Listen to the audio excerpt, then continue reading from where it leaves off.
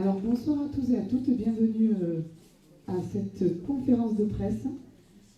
Nous remercions pour la présence les élus ruraux du Gard représentés par monsieur Didier Bonneau, maire de Saint-Étienne-des-Sorts et président de l'association des maires ruraux du Gard.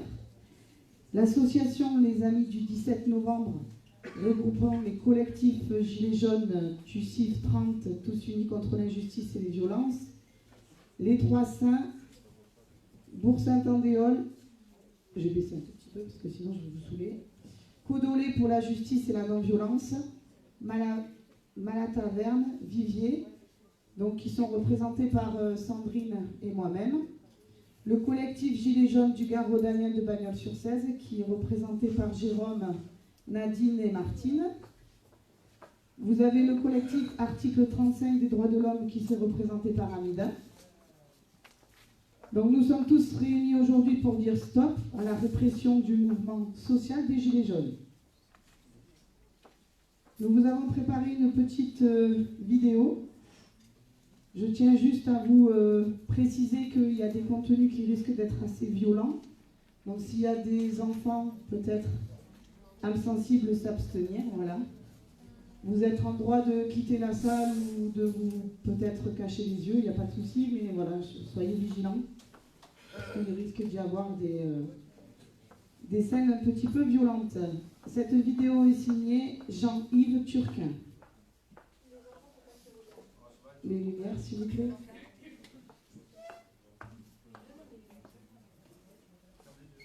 Quel est le chiffre aujourd'hui concernant les éventuelles violences policières? 199 pour l'IGPN, la police nationale, 10 pour la gendarmerie nationale à travers l'IGN. Attention, ce sont des enquêtes qui ne portent pas sur des violences policières, qui portent sur des faits qui vont de l'insulte qui peut avoir été évoquée jusqu'à des blessés qui peuvent être graves. Donc il peut y avoir des blessés. Mais attention à l'amalgame, ce ne sont pas des violences policières. Vous savez, moi j'entends encore hier à Avignon les slogans de quelques gilets jaunes, pas beaucoup, hein, mais quelques gilets jaunes qui sont là et qui hurlent « Castaner, assassin ».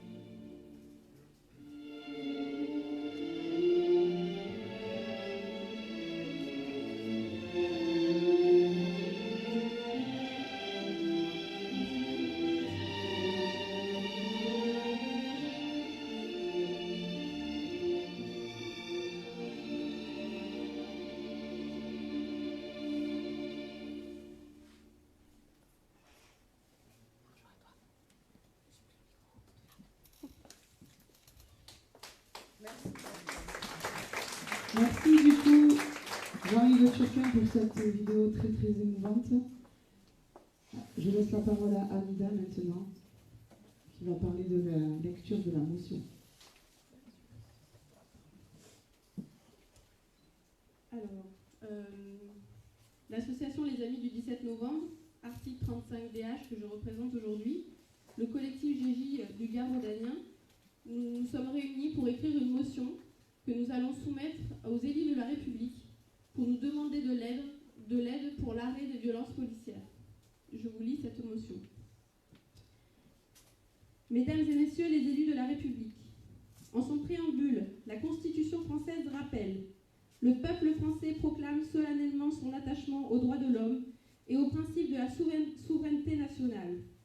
Le peuple est le seul détenteur de l'autorité souveraine, la volonté générale. L'État ne fait que donner force et effectivité à cette volonté. Cependant, le principe de gouvernement du peuple, par le peuple et pour le peuple se retrouve bafoué. Effectivement, depuis le 17 novembre 2018, le gouvernement français, garant de l'ordre public et de la sécurité de ses citoyens, a failli à sa mission et a manqué à ses devoirs. Nous constatons que le principe de la séparation des pouvoirs est mis à mal par le gouvernement en place. La justice se refuse systématiquement à poursuivre le ministre de l'Intérieur, pourtant le donneur d'ordre des tirs de LBD 40 et de Gliev 4 effectués dans des conditions totalement contraires au Code de sécurité intérieure. L'État français a décidé d'utiliser systématiquement et de façon massive des armes mutilantes contre les manifestants du mouvement des Gilets jaunes. Il a sciemment mis en danger la population et mis en difficulté les forces de l'ordre non formées au maniement de ces armes. Cet usage excessif de la force a pourtant fait l'objet de condamnations de la part du Parlement européen et de l'ONU. Différents recours ont également été effectués auprès du Conseil d'État par la Ligue des droits de l'homme. Un moratoire a aussi été demandé par des soignants français. Entre autres, l'Observatoire des pratiques policières de Toulouse a rendu son rapport et a constaté que tous les moyens mis à disposition des forces de l'ordre étaient utilisés en manifestation. LBD, grenades de désencerclement, grenades à effet de souffle, flashball, matraque, tonfa, une multitude de gaz lacrymogènes, le canon à eau. Il ne reste plus que l'utilisation des armes à feu. Nous craignons alors que cette limite soit un jour franchie. Aussi, nous déplorons déjà un décès, plus de 2000 manifestants ou passants blessés, dont 156 blessés graves, comptant parmi ces derniers 24 personnes éborgnées, 5 mains arrachées, des lésions crâniennes équivalentes aux accidentés graves de la route. Sans parler de l'usage des armes chimiques, policiers, manifestants et passants ayant été soumis à des expositions plus ou moins longues de gaz lacrymogène, grenades assourdissantes et lacrymogènes, aérosols lacrymogènes, partagent les mêmes blessures et symptômes graves. Si un agent comme le CS est annoncé pour avoir des effets lacrymogènes, agissant sur les tissus conjonctifs, les yeux, il peut à haute concentration ou sur une longue durée devenir suffocant, asphyxiant, létal, en causant des embolies pulmonaires et des arrêts cardiaques. Et nous sommes en droit de nous questionner sur l'éventualité de voir apparaître d'autres conséquences sur la santé à court, moyen et long terme. La violence n'est pas seulement physique, mais elle est également psychologique. Les témoignages sont nombreux. Insultes, menaces, humiliations. Sur le terrain judiciaire, l'État a demandé la plus grande sévérité. La justice ayant suivi l'injonction, nous ne comptons plus les gilets jaunes condamnés, 800 environ, ou en attente de jugement.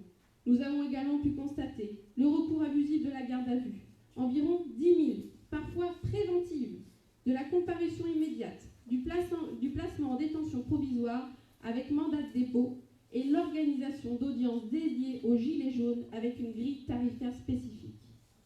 Dans un état de droit, les pratiques de fichage, d'intimidation de journalistes, de déni de droit de manifester et de violences graves envers la population civile ne peuvent être tolérées. La population française se retrouve meurtrie, car le gouvernement confond souveraineté et pouvoir d'État. Si c'est le peuple qui est souverain, alors l'État ne peut pas parler ou agir qu'au nom du peuple et de la nation.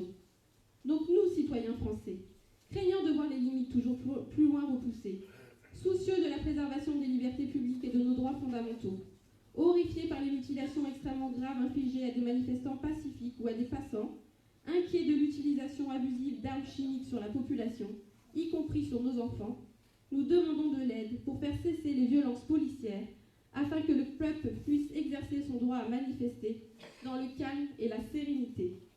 Si nous n'étions pas entendus, nous nous réservons alors le droit de demander la censure du gouvernement au titre de l'article 49, alinéa 2 de la Constitution. Merci.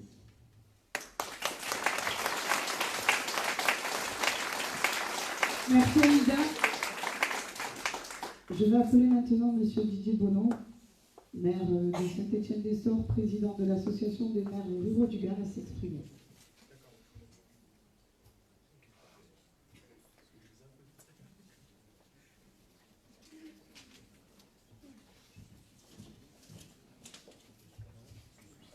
Alors, bonjour à toutes et à tous. Je vois que les présentations ont été faites, donc je ne vais pas m'attarder sur ma mission. C'est vrai qu'il y a très peu d'élus qui, à ce jour, considèrent le peuple et ce que vous subissez dans les manifestations. C'est donc à ce titre-là que j'ai donc accepté de co-écrire cette motion et d'essayer, par un certain nombre de réseaux, et notamment par l'Association des maires ruraux de France, de faire qu'il y ait un soutien des élus envers sa population. Parce qu'à ce jour, n'importe quel maire dans sa commune peut avoir un de ses administrés, et c'est donc à ce titre-là qu'on se doit de protéger les biens, mais aussi les personnes. Donc c'est ma mission. Donc j'ai toujours été un facilitateur, donc je vais l'être. Si ce n'est que cette motion va être difficile, mais à ce jour, vous êtes au bout de 6 mois de manifestation, un peu dans cette alternative où, si vous n'avez pas de soutien de l'élu, vous continuerez à être tabassé dans les manifestations. Il faut maintenant que tout le monde prenne bien conscience qu'il faut faire cesser cela, et pour que ça cesse, il faut effectivement appeler nos préfets, leur demander de revoir le positionnement, et je pense que c'est important que maintenant tout reparte de la base. C'est vrai que le premier jour de la manifestation des Gilets jaunes dans les ronds-points, les élus n'étaient pas les bienvenus. Donc on n'est pas venus. Mais bon, je pense qu'à ce jour, il faut qu'on travaille ensemble. Il faut qu'il y ait un vrai projet d'association pour que vous pouviez manifester, vous pouvez continuer à faire parvenir vos idées dans le calme, hein, dans le respect des biens et des personnes. Je rajouterai juste quelques mots. À ce jour, peut-être qu'il va falloir que vous réfléchissiez sur un nouveau mode d'expression. Et moi, je vous invite très prochainement à intégrer vos communes, à essayer de rentrer dans les conseils municipaux. La commune, c'est le bien commun. C'est le socle de la République. Si vous reprenez la base de la République, vous reprendrez la démocratie. À ce jour, vous pensez qu'il y a une absence de démocratie, mais vous n'êtes pas dans la gouvernance. Donc, si vous repassez par les fondamentaux, demain, tout ce que vous essayez d'obtenir, et en étant souvent soumis à de la violence, ben, il n'y en aura plus. Voilà.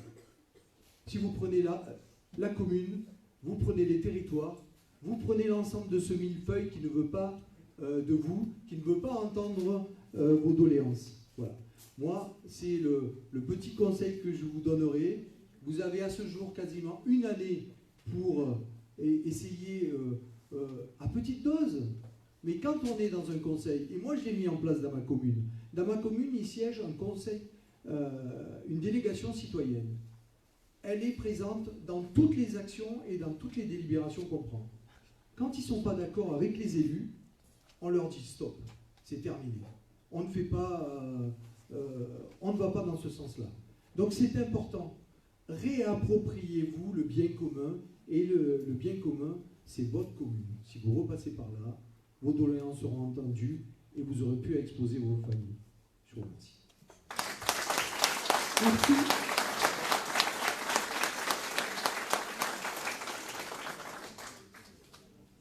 Alors maintenant, je vais demander au micro, s'il vous plaît, monsieur Tine, le docteur Tine. Tines, pardon, autant pour moi, qui va vous dire quelques mots.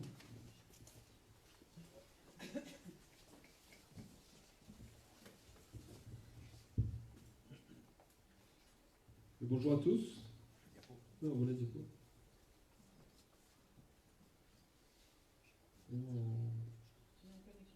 T'es en plein écran, s'il vous plaît. En bas à droite. En bas à droite.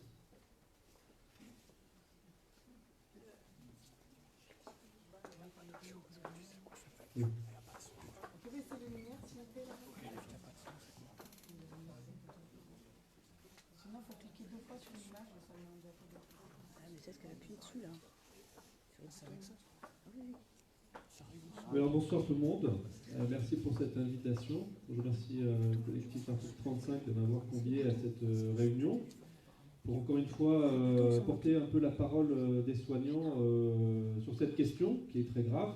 Je pense qu'il y a quelques élus dans la salle, je pense que c'est bien qu'ils aient vu ces images. Les citoyens qui ne sont pas là lors des manifestations, qui ne sont pas trop familiers avec les conséquences de cette répression qui est en cours en France, je pense que c'est bien qu'ils regardent ces images aussi, même si elles sont très violentes, on l'a vu, les images sont insupportables. Et c'est pour ça que nous, soignants, on s'est vraiment mobilisés sur cette question fondamentale, parce que j'ai pris le choix, on va dire, d'utiliser ce titre un peu provocateur, qui est expérimentation des armes sublétales sur des civils en France, parce qu'en fait, ces armes sont des armes de guerre. Et elles sont d'ailleurs classifiées comme armes de guerre par toutes les conventions internationales. Et elles sont utilisées sur des civils en France. Et on a été surpris ces derniers mois de voir que finalement, l'armée française elle-même allait utiliser ces armes sur des territoires extérieurs en mission pour faire la guerre. Hein. Donc on en est là en France actuellement, c'est très grave. Il y a une menace qui pèse lourdement sur la démocratie par l'usage de ces armes et la répression qu'on en fait sur les populations civiles, en particulier les mouvements de contestation sociale, qui sont portés par les Gilets jaunes, qui défendent des valeurs qui sont simples, qui sont humanistes et qui tendent à apporter un mieux-être pour toute la population française. Donc, vas-y, diapositive. Donc, quand on parle de ces armes sublétales, on parle de 2 types essentiels d'armes. Il y a les lanceurs de balles de défense. Alors, avant, il y a quelques années, on utilisait une arme qui s'appelait le flashball, qui est plus très utilisée actuellement. Maintenant, c'est plutôt les lanceurs de balles de défense 40 mm, qu'on appelle la LBD-40, qui est l'arme qu'on voit là, avec la balle qu'on voit ici en photo noire. On en a un exemplaire sur la table à côté. Vous pourrez regarder un petit peu ce que c'est. C'est une balle qui est extrêmement dure, qui pèse 40 grammes, qui est lancée à plus de 300 km/h par ce lanceur de balles de défense, qui en fait est une arme à feu. Hein, donc on parle d'utilisation d'armes à feu, mais ce sont des armes à feu, puisqu'il y a un explosif en bas de la balle qui va propulser l'extrémité de la balle, et cette balle part à plus de 320 km/h.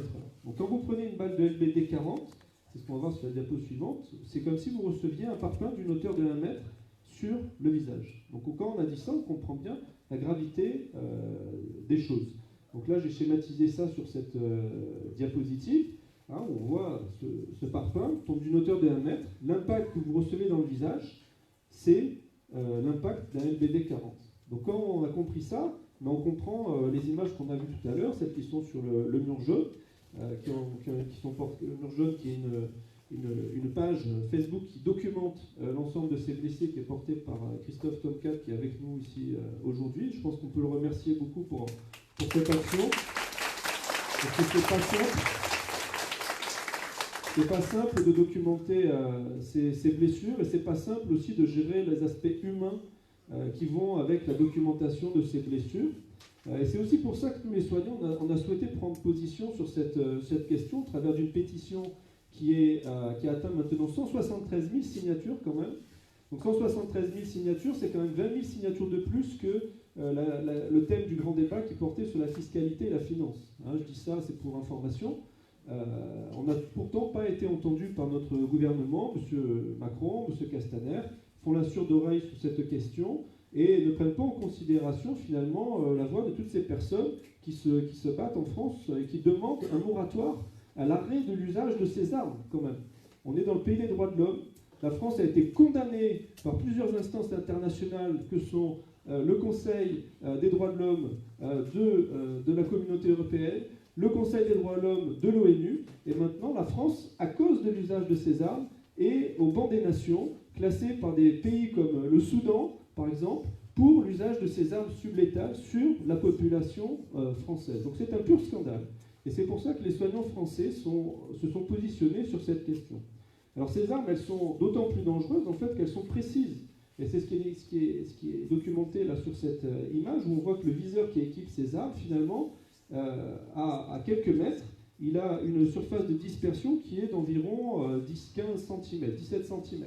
Donc 17 cm, finalement, c'est la taille de la tête. Donc quand on dit que les gens étaient touchés par hasard dans les manifestations, sont tirés à quelques mètres de distance, en fait, c'est une hérésie, puisqu'en fait, ces armes sont extrêmement précises. Et donc quand on a visé la tête, et on a vu des gens assez symboliques dans le mouvement des Gilets jaunes qui ont été blessés par ces armes, comme Jérôme Rodriguez, par exemple, qui a été touché à l'œil, et bien, quand il a été touché à l'œil, Jérôme Rodriguez, et bien, c'est qu'il a été visé à l'œil.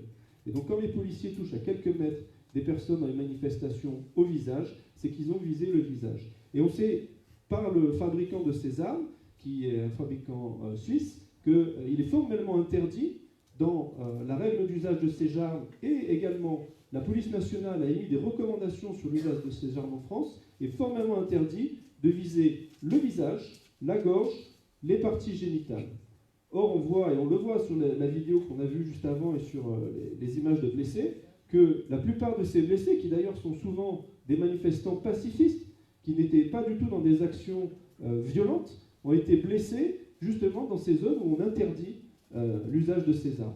Donc on peut se poser vraiment la question en tant que citoyen, et je pense que les élus sont là aussi pour entendre ça, se poser la question pourquoi on vise des manifestants pacifistes sur des zones vitales au risque d'entraîner des décès, des mutilations. Et nous, les soignants, on est bien concernés par cette question parce qu'on sait au-delà des blessures, on voit ces blessures au visage, on voit ces blessures au corps, mais on sait aussi les conséquences que ça a sur les gens. Parce qu'au-delà des blessures physiques, il y a la blessure morale.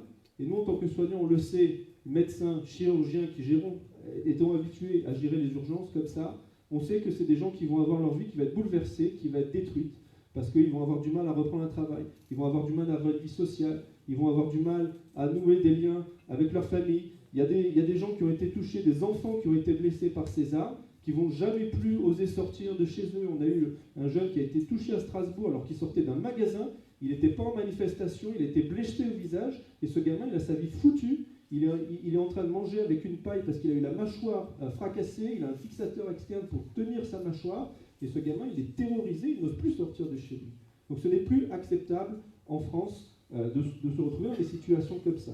Diapo suivante. Et donc on a vu ce qu'on a vu tout à l'heure. Et moi je l'ai dit, je le redirai encore, pour moi ces blessés-là, ce sont des blessures de guerre. Je suis désolé quand on voit des gens qui ont des balafres comme ça au niveau du visage, il faut bien imaginer qu'en dessous des blessures superficielles, il y a des blessures aussi osseuses. Et cette personne-là, par exemple, a eu une partie de sa mâchoire arrachée. C'est pour ça que moi j'ai dit que ces gens-là, à certains égards, étaient des gueules cassées, comme les gueules cassées de la guerre 14-18. C'est des gens qui vont avoir de multiples opérations, qui vont être hospitalisés, opérés à plusieurs reprises. Si ce monsieur va devoir avoir des greffes osseuses pour réparer sa mâchoire, alors qu'il était juste en manifestation pour défendre simplement ses droits. Et le droit de manifester en France est un droit constitutionnel. Diapo suivante. Et donc moi j'ai été très interpellé en tant que neurochirurgien quand j'ai vu des images comme ça. Ça c'est une image d'un manifestant qui a été blessé en province par un tir de LBD 40. Et on voit que le crâne, en fait, il est enfoncé par le tir de cette balle. Donc c'est vous dire la violence quand même de l'impact de cette balle. Nous, c'est des choses qu'on voit sur des accidents de la route très graves, des gens qui vont se défenestrer, par exemple, de plusieurs étages, et puis qui vont tomber par terre, et ils vont se fracasser le crâne comme ça. Et on voit la fracture du crâne, mais il y a aussi des blessures cérébrales. Donc vous imaginez bien que quelqu'un qui a une blessure cérébrale comme ça, qui équivaut en fait à faire un AVC, va garder des séquelles neurologiques, qui peuvent être une paralysie, qui peuvent être des troubles du langage, des troubles de la mémoire, qui vont rester toute sa vie. Au-delà du traumatisme traumatisme physique, traumatisme psychique et un handicap aussi neurologique qui va persister. Diapo. Et alors, dans l'arsenal en fait que les forces de l'ordre peuvent utiliser, on a parlé aussi des grenades de désencerclement, les grenades GLIF-4 qui sont des grenades assourdissantes. Alors ces grenades-là contiennent quand même 25 à 30 grammes de TNT. Enfin, je ne sais pas si vous imaginez, mais ce sont des grenades explosives qui sont des armes de guerre. Quand on voit les blessures, regardez la botte de ce manifestant qui avait été blessé, c'était à Bure, un monsieur qui défendait la cause anti-nucléaire et enfouissement des déchets nucléaires. Voilà comment on l'a reçu. Ce monsieur, on lui a jeté une grenade, il a eu la botte explosée, le pied blessé. Au-delà de l'explosion, il y a des particules métalliques qui vont être projetées par ces grenades, puis qui vont se ficher dans le corps. Et puis bien sûr, vous savez que dans ce mouvement, il y a eu des centaines de blessés. Et il y a eu des gens il y a 5 personnes qui ont perdu une main parce qu'ils ont ramassé une grenade par inadvertance qui était vers eux, ils ont dû se protéger, et puis la grenade a explosé, ils ont perdu l'usage de leurs mains comme ça. Diapo. Donc ce qu'il faut savoir, c'est que ces armes sublétales, en fait, ce sont des armes qui sont utilisées depuis 20 ans en France. On prend conscience de cette problématique parce qu'avec le mouvement des Gilets jaunes, bien entendu, l'usage de ces armes a été exponentiel, mais en fait, ces armes, on les utilise depuis 20 ans. On a expérimenté ces armes tout d'abord dans les mouvements de répression des mouvements de banlieue, des mouvements des lycéens. Il y a des supporters de foot qui ont perdu un œil. On a des gens à Montpellier comme ça qui ont été blessés, qui ont perdu un œil parce qu'un jour ils étaient au mauvais moment, au mauvais endroit. Il y a eu des écologistes aussi qui ont été blessés. Et puis depuis le mouvement des Gilets jaunes, ben voilà, c'est ce mur jaune qui est le mur de la honte. Je suis désolé, nous sommes en France. On ne peut plus tolérer qu'on ait des citoyens et nos concitoyens qui soient blessés comme ça. Il y a plus de 280 personnes qui ont été blessées par ces armes sublétales. 4 morts, 56 éborgnés, donc là je parle depuis 99, 56 éborgnés quand même, des gens qui ont perdu l'usage d'un œil, 15 traumas crâniens graves et 11 personnes qui ont été amputées totalement ou partiellement du fait de ces armes. Donc nous, en tant que soignants, on a 2 messages à dire, c'est-à-dire qu'on est contre l'usage de ces armes, on en appelle solennellement au président de la République et à M. Castaner pour qu'il arrête l'usage de ces armes contre les populations civiles en France. Et il y a un autre thème sur lequel les soignants sont fortement mobilisés en ce moment, c'est celui du fichage des manifestants, parce que c'est une autre atteinte également à la liberté individuelle. Et on a été plus de 140 médecins, et le Conseil de l'ordre des médecins aussi a pris la parole sur cette question. Nous nous sommes mis en travers de ces mesures de fichage des manifestants. Nous sommes contre le fichage des manifestants, parce que c'est contraire à la Constitution française, et c'est surtout contraire à notre éthique médicale, qui est de préserver le secret médical de nos patients et de respecter notre serment d'Hippocrate. Voilà, je vous remercie de votre attention.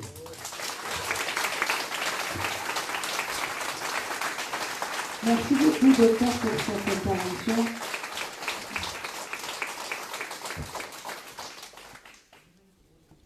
Maintenant, merci pour la lumière, nous allons accueillir Guillaume Apparilly, street medic, qui est membre de la Legal Team d'Observatoire des pratiques policières de Montpellier et qui va nous faire la synthèse des constats observés sur Montpellier. Merci. Donc bonjour à tous. J'ai été street medic, maintenant je suis à la Ligue des droits de l'homme dans l'Observatoire de Montpellier. Hop là, pardon, excusez-moi. Donc tout d'abord, je vais vous expliquer notre rôle à la Ligue des droits de l'homme, ce qu'on fait par rapport au mouvement. Donc nous sommes observateurs, donc on vient en manifestation. Nous ne sommes pas manifestants, hein, on se place dans les cortèges. Là, ça va mieux ? Ouais, désolé. Donc on observe les pratiques policières et de ces observations, nous en tirons donc des constats et des rapports. Donc à l'heure actuelle, nous avons sorti 3 rapports.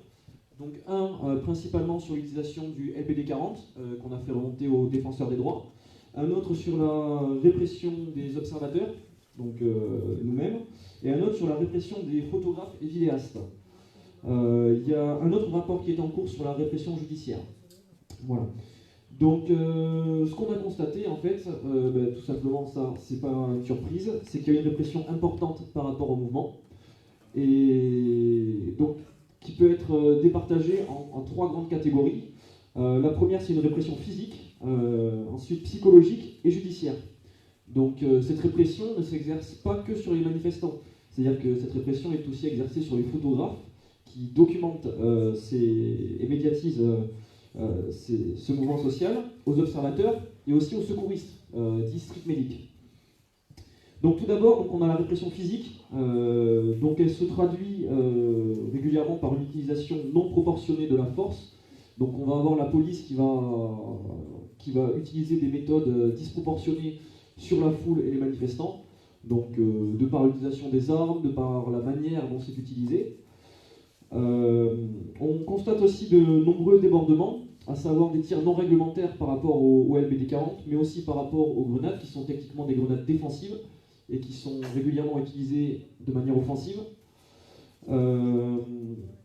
Des coups, ce qu'on appellerait des coups injustes, c'est-à-dire qu'on va avoir des policiers qui vont, enfin ce qu'on peut appeler de violence policière d'ailleurs, hein, ils vont taper sur des manifestants, des gens, de manière injuste tout simplement. Mais aussi des fautes, c'est-à-dire que ça arrive aussi, il y a des erreurs, ils sont à bout, il ne faut pas se cacher, et il y a régulièrement des erreurs. On a un cas par exemple sur Montpellier, je ne sais pas si vous en avez déjà entendu parler, le militaire qui était en permission, qui était dans un bar à Montpellier le 26 janvier, qui est sorti du bar et qui a pris un tir de LBD en pleine figure. Alors il sortait d'un bar avec ses amis, quoi. Donc ça, c'est ce qu'on peut qualifier d'erreur. Donc ensuite, nous avons la répression psychologique. Donc elle se traduit sur les manifestations par exemple par des NAS. Donc les manifestants vont être nassés avec des contrôles d'identité récurrents, des fouilles, des confiscations, mais aussi par des insultes, des intimidations et des accusations mensongères. Donc ça, on l'a vu nous en tant qu'observateurs. C'est-à-dire que des insultes, on a une collègue qui en a fait les frais par la BAC de Montpellier. Intimidation, c'est crier des noms, ce genre de choses, on le voit aussi assez régulièrement. Et on a une collègue qui s'est fait mettre en garde à vue pour entrave à la circulation. C'est-à-dire que quand les manifestants ont décidé d'aller bloquer l'autoroute, la 709, nous forcément, observateurs, on y va. On se place bien sur les côtés pour justement éviter d'être accusé de ce genre de choses. Mais bon, elle a quand même été poursuivie pour entrave à la circulation, elle a été mise en garde à vue et elle sera jugée dans peu de temps. Donc on en tire qu'il y a aussi une volonté d'effrayer les gens pour éviter que les manifestants, les organisations reviennent d'un mouvement, soit pour manifester, soit pour observer et médiatiser, montrer ce qui se passe. Donc à côté de ça, on a aussi une forte répression judiciaire. Donc le mode qui a été choisi pour poursuivre les manifestants, c'est la comparution immédiate. Donc ce qu'il faut savoir, c'est que la comparution immédiate, c'est une réponse pénale rapide et systématique, et ça laisse très peu de temps pour préparer la défense du prévenu. 70% des peines en comparution immédiate comprennent de la prison ferme. Et donc, c'est pareil, c'est un outil qui est utilisé pour faire peur, pour interdire la rue, et pour finalement casser cette contestation sociale. Donc de ces 3 facettes de la répression, finalement on se rend compte qu'il y a une convergence, et en fait ils sont tous les 3 utilisés pour faire peur, pour casser le mouvement, pour empêcher les manifestants et organisations les manifestants de manifester, les observateurs d'aller observer, les médics d'aller secourir. Et c'est assez grave parce que finalement, ça remet en question notre droit de manifester. Parce que quand on va en manifestation, moi personnellement, je me dis, qu'est-ce qui va pouvoir m'arriver? Je vais plus en me disant, voilà, je vais manifester, c'est bien. Non, c'est qu'est-ce qui va bien pouvoir nous arriver? Et en fait, tout ça contribue à casser ce mouvement. Donc, ça remet aussi en question, d'ailleurs, excusez-moi, j'ai oublié, finalement, de cette remise en question du droit de manifester, on découle finalement la remise en question de notre liberté d'opinion et notre liberté d'expression. Parce que si on ne peut plus aller s'exprimer en manifestation, ça paraît compliqué de se faire entendre. Donc voilà, sous-entendu, circuler, il n'y a rien à voir. Voilà. Je vous remercie de m'avoir écouté. Merci Guillaume, avant que tu partes, juste, on aimerait faire un hommage à tous les street medics justement qui sont dans la rue, qui risquent leur vie pour nous soigner, voilà. Donc si vous voulez faire un hommage, merci. Merci beaucoup.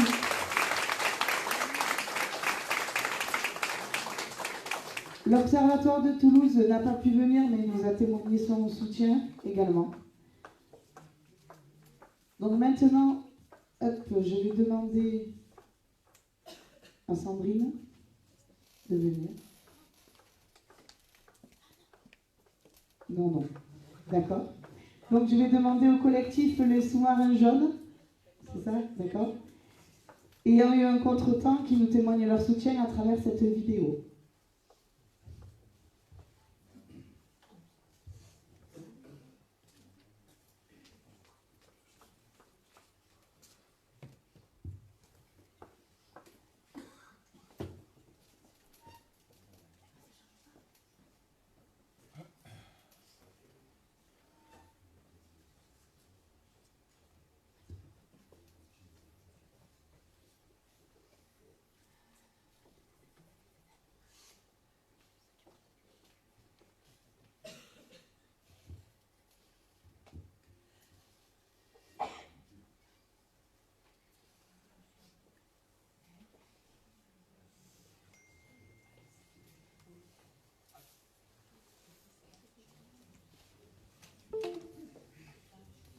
Pardon pour le contretemps.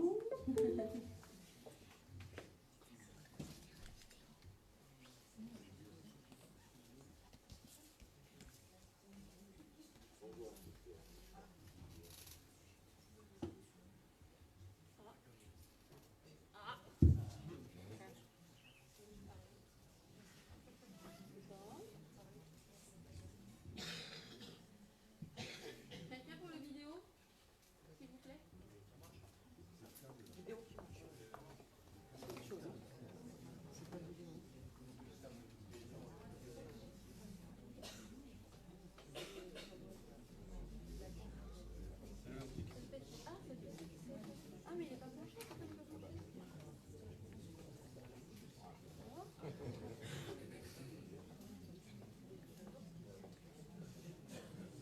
Pardon.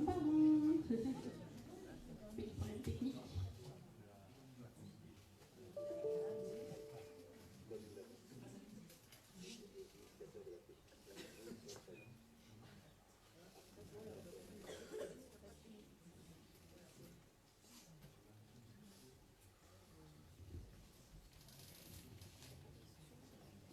Bonjour à tous et à toutes.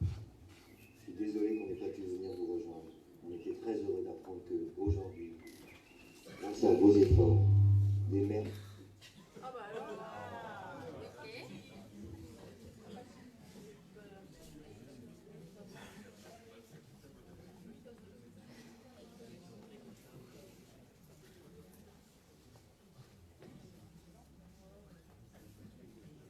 On a oublié de rebrancher tout à l'heure, donc j'ai débranché le PC.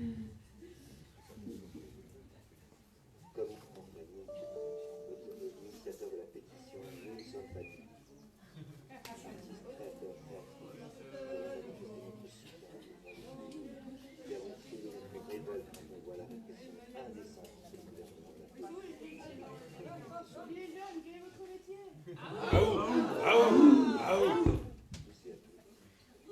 Désolé qu'on n'ait pas pu venir.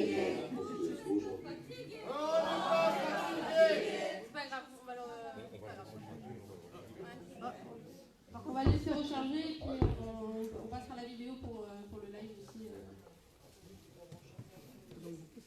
Je le mettrai à la fin. D'accord. Donc du coup, petit contretemps pour la vidéo, bah, du coup je rappelle Sandrine, du coup. Voilà. Tu aurais dû venir direct en fait, c'est comme si...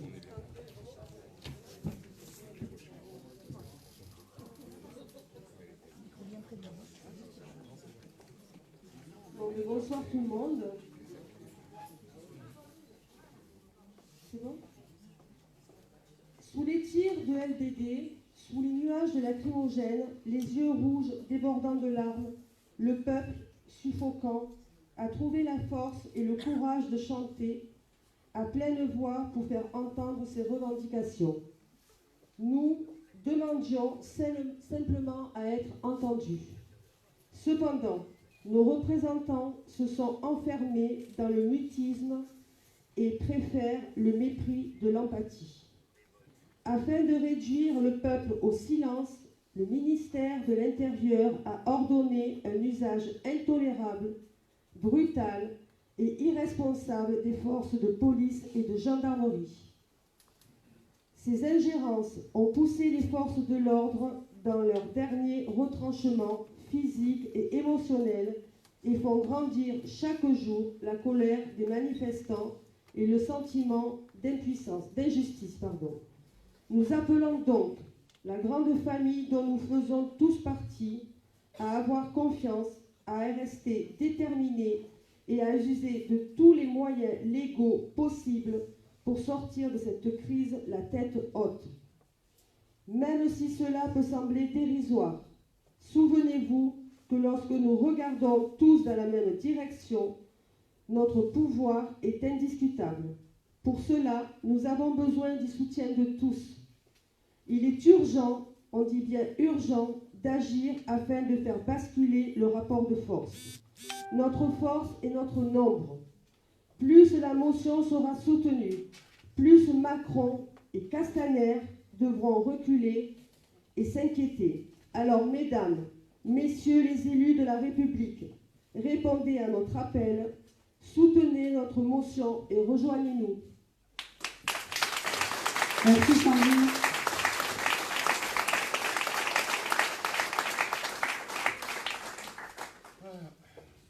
Alors du coup, on va faire un tout petit break juste pour pouvoir permettre à des personnes au sujet de la première partie de poser peut-être vos questions. Si vous voulez parler aux médecins, si vous voulez rebondir sur ce qu'a dit Amina ou Sandrine, si vous avez éventuellement des questions ou à Monsieur Bonneau, n'hésitez pas, c'est maintenant. Ou au Street Medic aussi. Des questions? Allez.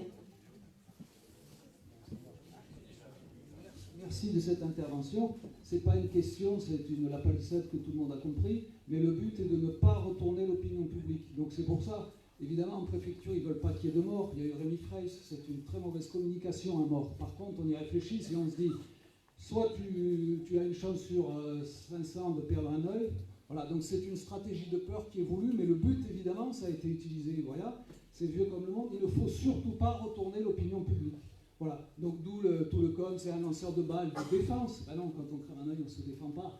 Le flic, il n'est pas en danger. Il y a plus de maçons qui perdent un œil ou des menuisiers qui perdent des doigts que des flics. Je n'attaque pas la police, mais je veux dire que techniquement, la stratégie est offensive et il ne faut pas se leurrer. On veut écraser les gens, mais il ne faut surtout pas retourner l'opinion publique. Donc, surtout, ils ne veulent aucun mort. Voilà, c'était depuis Rémi Fraisse. Voilà, c'était et personnellement, pour être très clair, Macron n'est qu'un pion. Derrière, on a des grands groupes, on a Bolloré, on a des gens comme ça qui peuvent donner 300 millions pour Notre-Dame.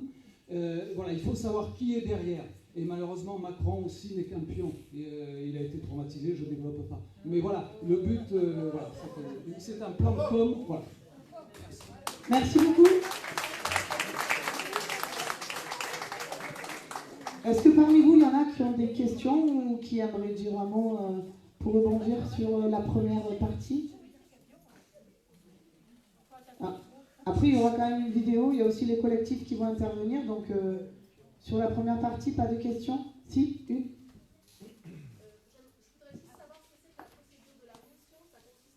La procédure de la motion, ça consiste en quoi? Ok.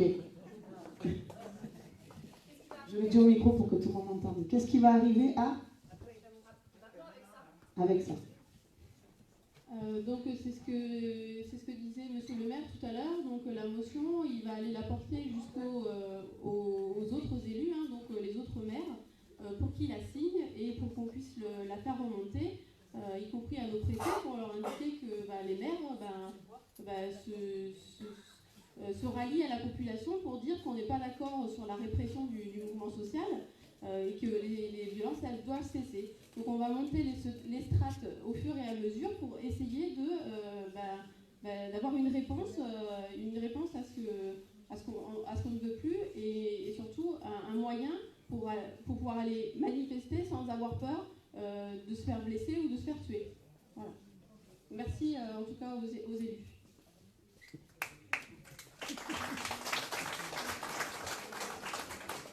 Oui, bonjour, moi c'est une question, donc j'aurais voulu savoir si les élus allaient donc en collectif pouvoir donc faire cette motion et la remonter après à nos députés aussi. Pour justement peut-être, alors malheureusement pas notre député qui est La République En Marche, mais tous les autres députés de l'opposition, il faut qu'ils s'engagent aussi sur je pense, sur cette... voilà. Et il serait bien aussi qu'on ait officiellement le ressenti de notre député, Anthony Séguier. Faites passer le micro.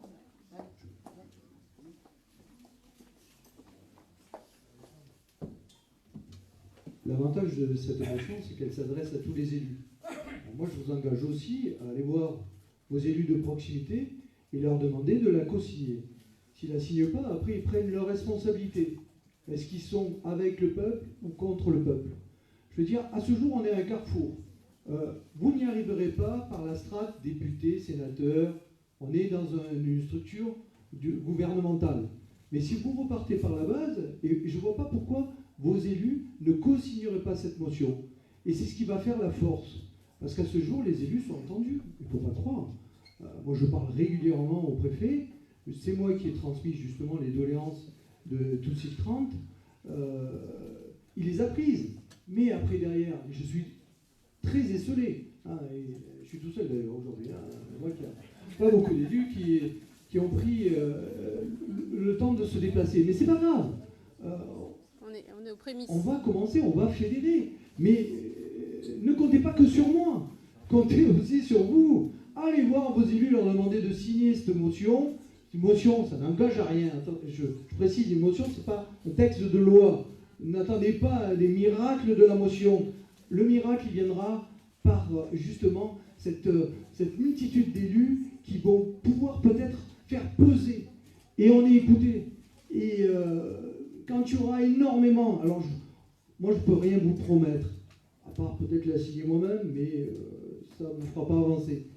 Ce que je peux vous promettre, c'est que demain sera forcément différent. Parce qu'est-ce qu'un élu va pouvoir signer ou refuser de signer une motion pour préserver ses concitoyens dont il a le devoir dont il est le garant de la protection de ses administrés? Je ne pense pas. C'est pour ça qu'avec Amina, effectivement, on a échangé longuement. Moi, je leur dis, faites dans un premier temps une motion qui soit abordable, qui soit simple, claire. Vous mettez les fondamentaux et derrière, vous demandez que ça cesse. Après, dans un deuxième temps, si vous n'êtes pas entendu, vous passerez à un échelon au-dessus. Mais si vous n'avez pas les élus, et les élus, quand je parle des élus, pas les élus d'en haut, les élus d'en bas, qui sont normalement le garant de la santé et du bien-être des personnes, moi je ne vois pas pourquoi ils ne la signeraient pas. Quelle idéologie leur demanderait de ne pas le faire? S'ils ne le font pas, après, vous avez des réseaux sociaux, servez-vous-en.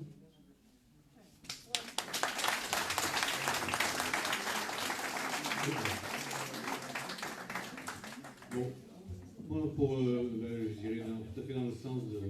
le maire, mais j'estime que pour les élus de proximité, ce sont aussi tous nos conseillers municipaux, c'est-à-dire les 15 de Saint-Gervais, les 15 de Saint-Michel-de-Zé, les 15 de chaque commune, bon, effectivement, y compris dans les grandes communes. Mais au-delà de ça, je voudrais dire que la Ve République, c'est aussi cet appareil d'État qui s'affronte à la population et qui s'appuie sur tout un arsenal antidémocratique et c'est pour ça qu'ils nous envoient et la police et l'armée et qui sont prêts, qui utilisent les médias, qui utilisent des sondages terribles. Voilà. Donc on a ça en face de nous, il faut pas être dupe et voilà, je pense qu'effectivement la première des choses c'est de s'adjoindre les élus de proximité, comme le dit M. Beaune. Voilà.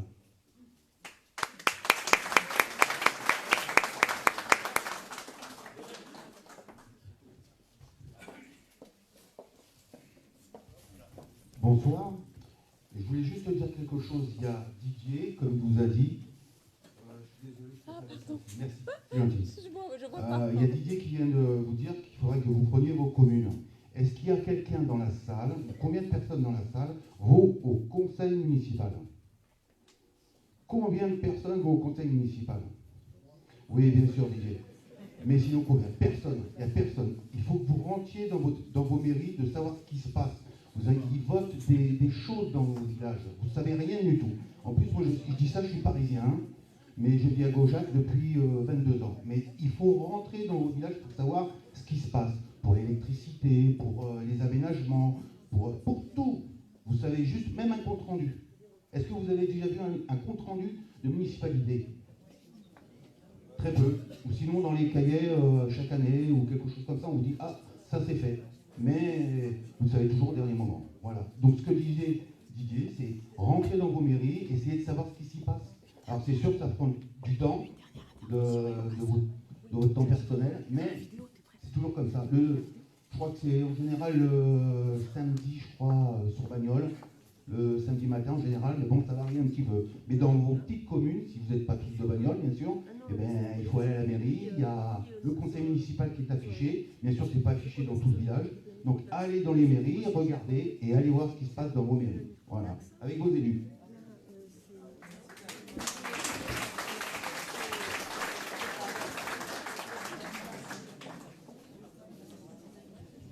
Merci beaucoup. On va passer à la vidéo, du coup. L'ordinateur a pu se charger, c'est bon? Ok. Donc on continue avec la vidéo.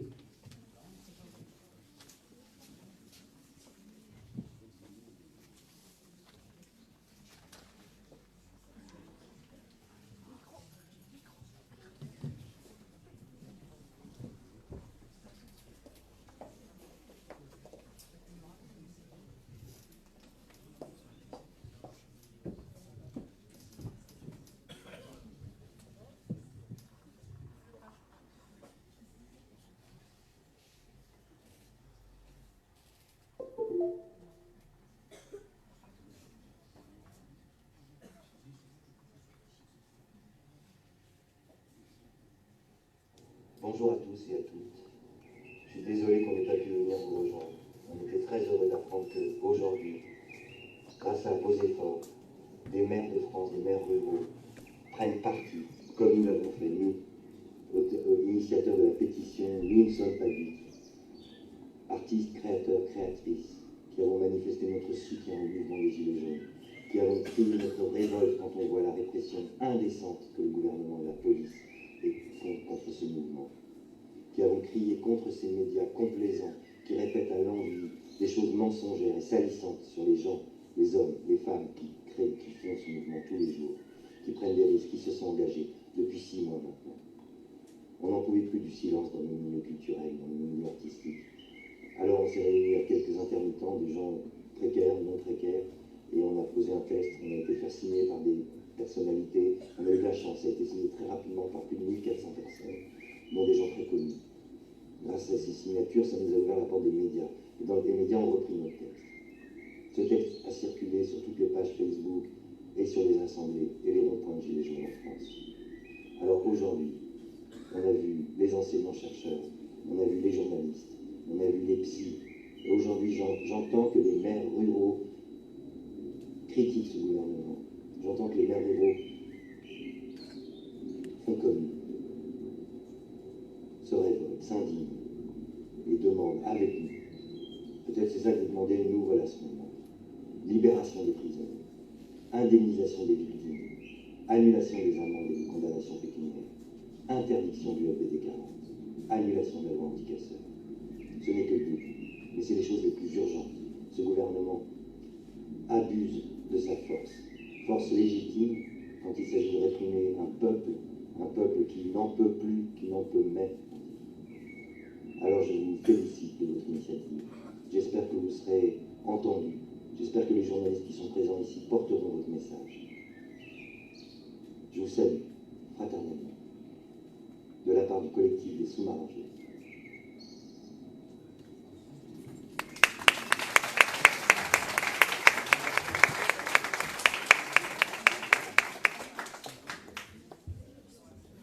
Merci beaucoup, du coup, le collectif. Alors maintenant, ça nous tient à cœur de profiter de cette occasion pour partager nos autres actions, nos idées, car au-delà de la répression, ce mouvement est une magnifique aventure humaine, pleine de partage, d'entraide et de fraternité. C'est un engagement qui permet de créer ou soutenir des actions et des idées, de contribuer à essayer de changer les choses.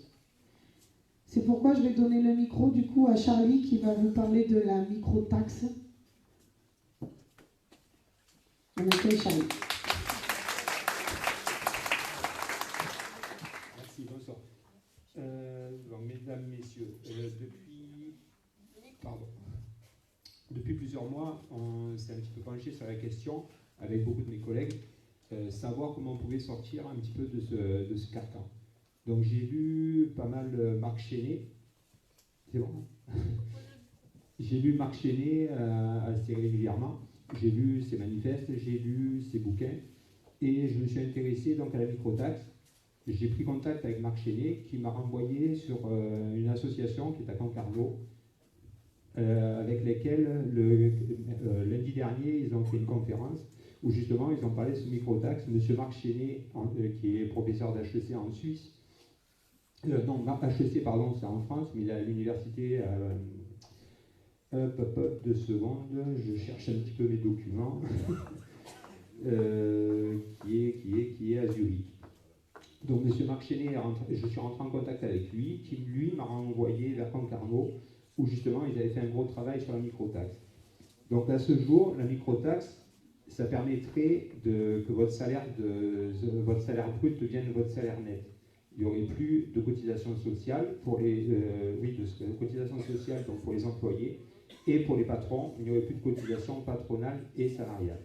Par contre, la CSG, pour l'instant, vu le montant qui pourrait être prélevé avec cette microtaxe à 1,5% sur toutes les transactions électroniques, c'est-à-dire vos virements bancaires, vos chèques, tout ce que vous utilisez aujourd'hui comme moyen de paiement, serait taxé à 1,5% et reversé ensuite à tout ce qui est la COS, donc ceux qui récupèrent l'argent pour distribuer pour l'URSSAF, pour la caisse de retraite, la maladie, et ainsi de suite. Donc je vous conseille d'aller voir la vidéo de monsieur Marc Chenet et de monsieur Jean-Marie de Savoie. Donc la vidéo c'est https://www.acdpaf. J'ai les documents avec moi, si ça vous intéresse, je peux vous les transmettre. Il suffit que vous me voyez, je vous donnerai les coordonnées de toutes ces personnes. Voilà, donc si cette microtaxe vous intéresse, il serait indispensable après, avec monsieur de Savoie, donc qui est à Concarneau, on veut faire un maillage sur toute la France.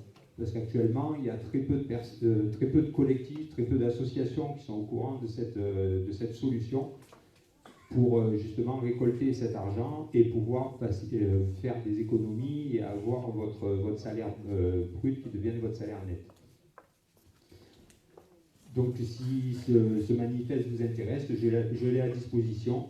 Je peux vous en mettre une copie au moment où si ça vous intéresse, et de signer la pétition. Actuellement, on est 1800. Il faudrait qu'on soit au minimum 20, 30, 40 000 pour pouvoir faire passer cette micro-taxe au niveau de l'État. Voilà. Merci. Merci Charlie.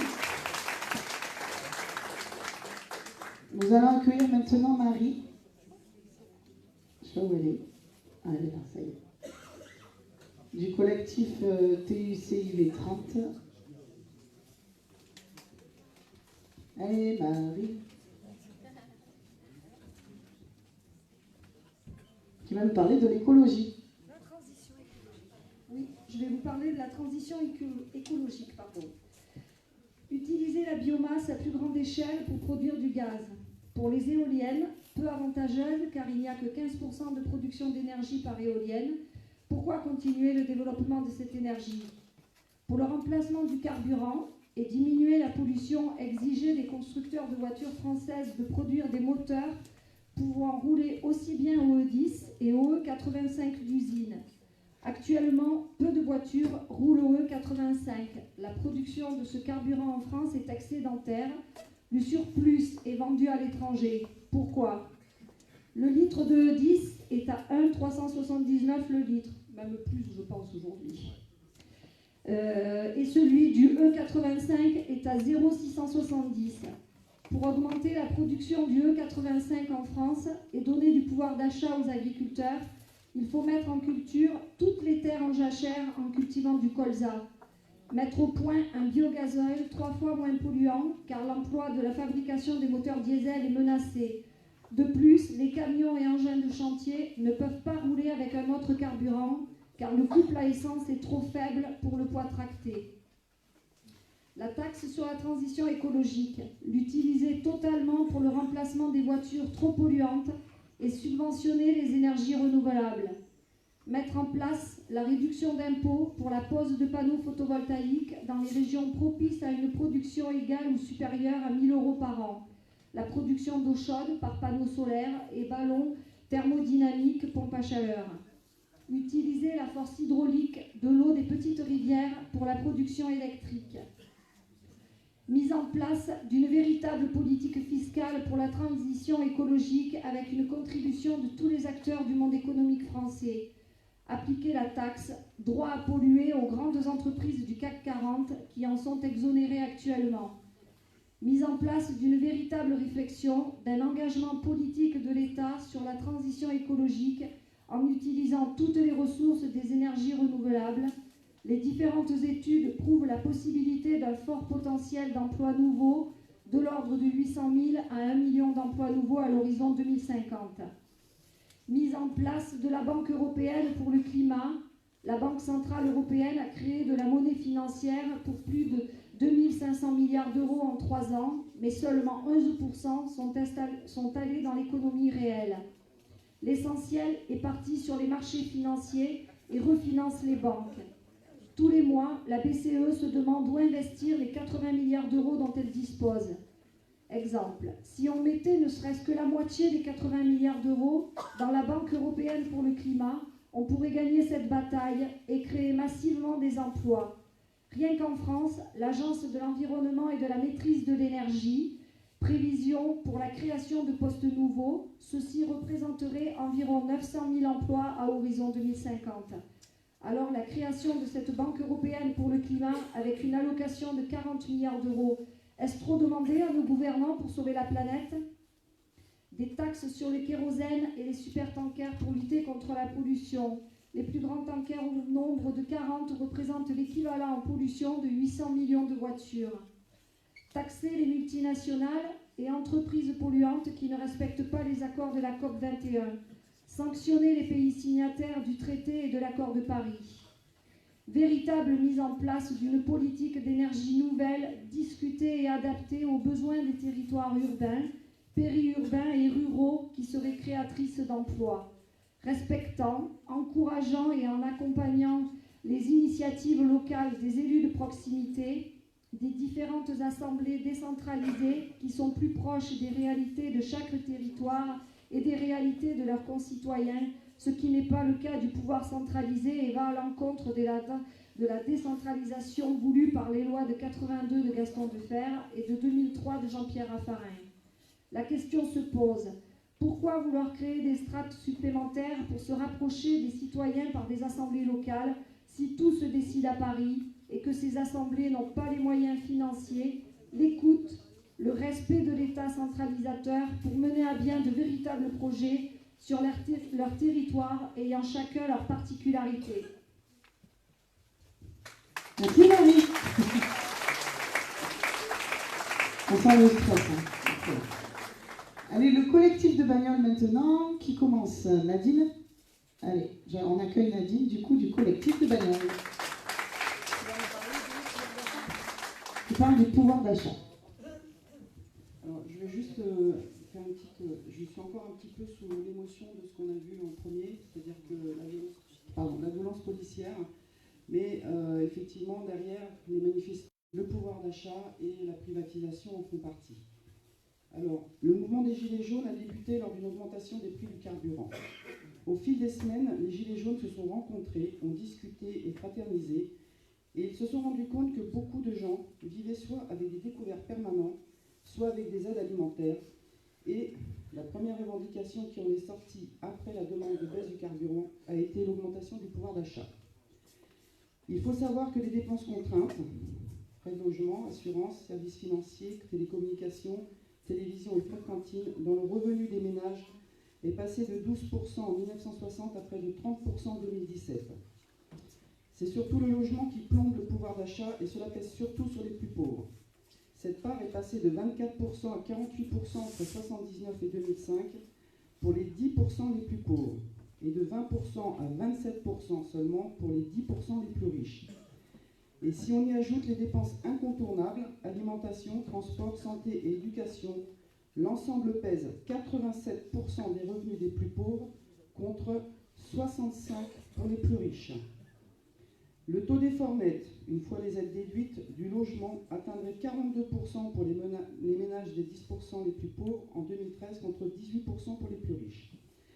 Le reste à vivre reste très inégal selon les ménages. Il reste 80 € par mois pour les 10% les plus pauvres après les dépenses contraintes et incontournables, et même très souvent le solde est négatif, alors qu'il reste au moins 1 474 € pour les 10% les plus riches. Le mouvement des Gilets jaunes demande l'exonération de la TVA sur les produits de première nécessité, certains produits alimentaires, le gaz, l'électricité, l'eau, etc., etc. D'ailleurs, 90% des Français sont favorables à la suppression de cette taxe. L'idée est de soutenir le pouvoir d'achat, notamment pour les plus modestes. Nous savons que l'Union européenne sera un frein à cette demande car elle a fixé un seuil minimal de TVA à 5% pour tenter d'harmoniser les pratiques entre pays membres et cela prendra des années avant de le faire accepter par la Commission européenne. Mais ce n'est pas une raison pour ne pas le faire immédiatement. D'autre part, il est possible de trouver d'autres moyens d'augmenter le pouvoir d'achat des Français. Baisse du prix du carburant, gratuité des transports en commun, augmentation du SMIC à 1 500 € net avec revalorisation de toutes les grilles de salaire, retrait de la taxe audiovisuelle et non mise en place de la taxe écran, revalorisation des bourses d'études, non-rattrapage des taxes suspendues, on en a une liste, baisse de la TVA sur les logements, baisse de la CSG sur les bas salaires ou exonération totale, augmentation du minimum vieillesse, que toutes les personnes en précarité touchent un revenu décent, et non dans certains cas 482 € par mois, baisse du prix du mètre carré des logements partout en France et encadrement des loyers, rajouter des tranches à l'impôt sur le revenu, plafonner l'effet des niches fiscales pour les particuliers en fonction des revenus, plafond sur les frais bancaires, augmentation des retraites. Alors on a trouvé comment financer cela. Il y a en France 457 niches fiscales qui ont engendré un manque à gagner pour l'État de quelques 1000,4 milliards d'euros, soit 4,4% du PIB, dont 14 milliards d'euros de crédits et de réduction d'impôts pour les particuliers. Sur ces 14 milliards d'euros, 10% des Français les plus riches bénéficient de 50% des riches fiscales, soit 7 milliards d'euros. En y rajoutant la fraude fiscale, l'optimisation fiscale, l'évasion fiscale et la fraude aux prestations sociales, cela représente un montant d'environ 404 milliards d'euros. Mettre en place la taxe Tobin rapporterait entre 16 et 18 milliards d'euros. Arrêter de payer les retraites et les avantages des anciens présidents, ainsi que tous les avantages des anciens ministres et autres secrétaires d'État, environ 24 millions d'euros. Sanctionner financièrement les députés qui ne participent pas aux séances de travail, on n'a pas pu le chiffrer. Dénoncer les contrats de concession aux autoroutes. Donc on baisserait effectivement le prix des autoroutes, le tarif. Reverser les taxes sur les cigarettes, l'alcool et les sodas à l'URSSAF et non pas dans le budget de l'État. Les recettes nettes prévues dans le budget français en 2019 sont de 291,4 milliards.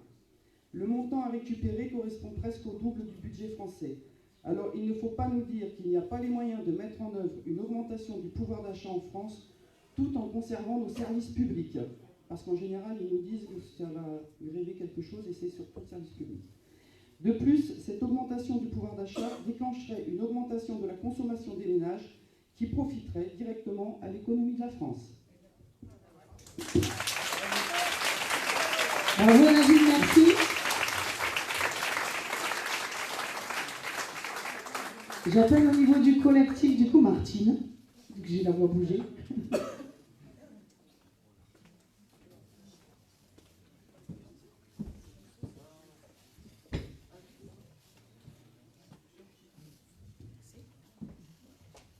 Bonsoir. Bon, moi, je vais vous parler des maisons de retraite. Notre président, lors de sa conférence de presse, donne le prix d'une maison de retraite, soit 1800 à 2000 euros. Sauf que moi, il y a vraiment 3 ans, à Pour cet esprit, j'ai payé 2300 euros par mois pour mon époux pendant que je me faisais poser une prothèse du genou et la rééducation. Pour 2 mois, donc, j'ai dépensé 4600 euros. Dans le Vaucluse, c'est plus cher, c'est 3000 euros par mois. Bien sûr, un jour viendra mon tour. Je pensais donc pouvoir assumer cette charge sans faire appel à mes 3 filles. Malheureusement, ma pension de retraite a baissé de 60 euros.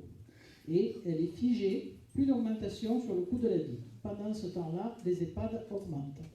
Donc M. Macron devrait revoir sa copie, qu'il s'informe avant de mettre en place des réformes idiotes et pas dignes d'un président de la République, car nous, les anciens, nous avons des difficultés à nous projeter vers notre vieillesse.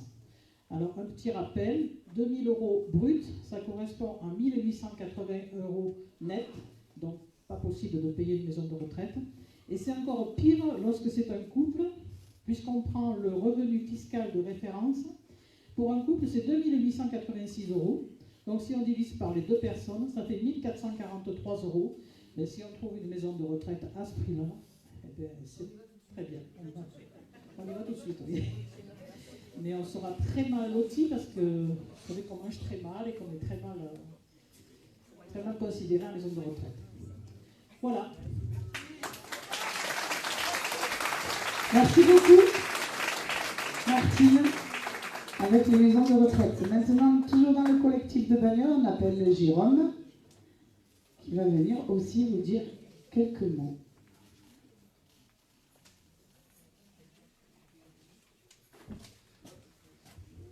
Bonjour à tous. Allô. Bon, bonjour à tous. Donc voilà, après ces belles paroles et tout ce qu'ils ont dit. Donc à ce titre, le collectif des Gilets jaunes du Gard-Audanien a œuvré dans ce sens. Après être force d'opposition, nous avons organisé à travers toute l'agglo du Gard-Audanien des réunions afin de recueillir, échanger ou bien débattre du devenir du mouvement et des revendications des citoyens. Nous avons toujours continué à aller dans le sens de la structuration. La structuration au niveau du Gard est en cours de construction. Une charte commune au mouvement et du département est en phase d'être établie, pouvoir devenir une force de proposition. Ainsi, les Gilets jaunes gardois pourront, s'ils s'y retrouvent, adhérer à celle-ci afin de devenir une vraie force de proposition. Voilà. Après, je voulais juste revenir 2 mots sur ce qu'a dit M. Bonneau. Il faut prendre les mairies de l'intérieur. Comme il dit, la démocratie, c'est la politique, c'est un peu comme un arbre. Si on va attaquer les branches, on ne les aura pas. Par contre, un arbre, si vous le tombez, il faut le prendre à la racine.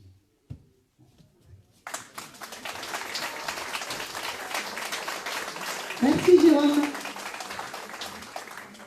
On va appeler le collectif de Bourg-Saint-Andéol, s'il vous plaît, qui veut aussi dire un petit mot.